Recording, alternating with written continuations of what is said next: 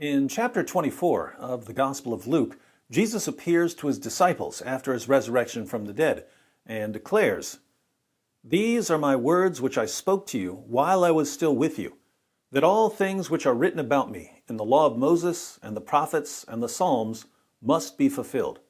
Then he opened their minds to understand the Scriptures, and he said to them, "Thus it is written, that the Christ would suffer and rise again from the dead the third day, and that repentance for forgiveness of sins would be proclaimed in his name to all the nations, beginning from Jerusalem."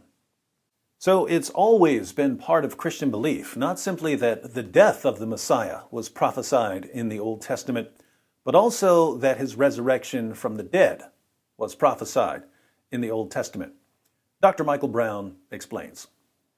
So as we look at some of the most famous messianic prophecies, like Isaiah 52:13 to 53:12, which is commonly called Isaiah 53, or Psalm 22, these are some of the most powerful resurrection prophecies. So we see in Isaiah 52:13 that the servant of the Lord will be highly exalted, highly lifted up.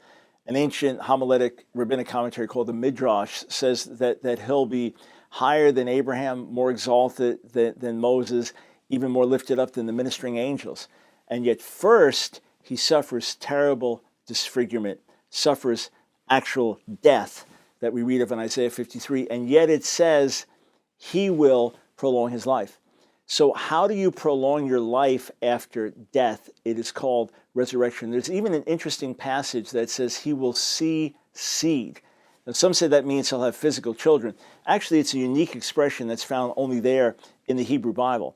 But how do you see anything, offspring, posterity, after death? It's called resurrection. So it's speaking of a future seed, a future generation of Israel that he'll see, or his spiritual disciples. He will see that after death. And then in Psalm 22, the psalmist is delivered from the jaws of death. And it's interesting, the language there could well describe the language of crucifixion. And Psalm 22 was written before crucifixion existed as a death penalty. It was not known in ancient Israel at that time. And yet it describes the psalmist being publicly exposed and stretched out. And it could well be based on ancient Hebrew text that it says, "They pierced my hands and my feet." But we know for sure that he's in the situation apparently forsaken by God. When he's delivered from the jaws of death, the deliverance is so powerful that when you get to the end of Psalm 22, it said this story of God's faithfulness will be proclaimed until the whole world praises the God of Israel. That people around the world will worship the God of Israel based on this testimony of deliverance. So I asked a simple question. Which ancient Jew was delivered from the jaws of death, rose from the dead, and the testimony is such that it brings praises to God, the God of Israel, throughout the world? Only one possible candidate.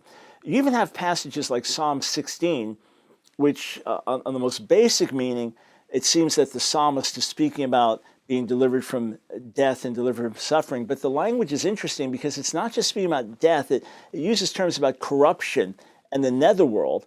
And yet somehow the psalmist knows and believes that he's going to be maintained and delivered. And Peter says that David, who wrote Psalm 16, as a prophet, saw ahead the resurrection of the Messiah. David may have been meditating on his own life and seen himself protected and delivered by God, but what he's actually seeing, and now he understands, he's actually seeing the resurrection of the Messiah. He's the one who is delivered from corruption. And interestingly, Rabbinic Judaism says that there are 7 people who are actually delivered from the corruption of the grave, David being one of them. So it's not speaking of a literal resurrection, but Peter in Acts 2 understands, that's what Psalm 16 is literally speaking about. So the fact that you have prophecies that speak of the Messiah's death, and then you have prophecies speaking of him being a light to the nations and his message going out to the entire world, means that his death does not end things. And hence Psalm 110, where the Messiah is spoken of, David/the Messiah is spoken of as a priest forever after the order of Melchizedek. So the priest makes atonement for sin, deals with sin, takes our place as an intercessor, that it says to this one, "Sit at my right hand until I make your enemies a footstool for your feet." That also requires resurrection. if you're going to die an ignominious death, if you're going to die and suffer for the sins of others, and yet sit at the right hand of God until your enemies are put under your foot, that requires resurrection. And it's interesting that out of all passages in the Hebrew Bible, the one that's most often quoted in the New Testament is Psalm 110, the Psalm of the resurrection and ascension.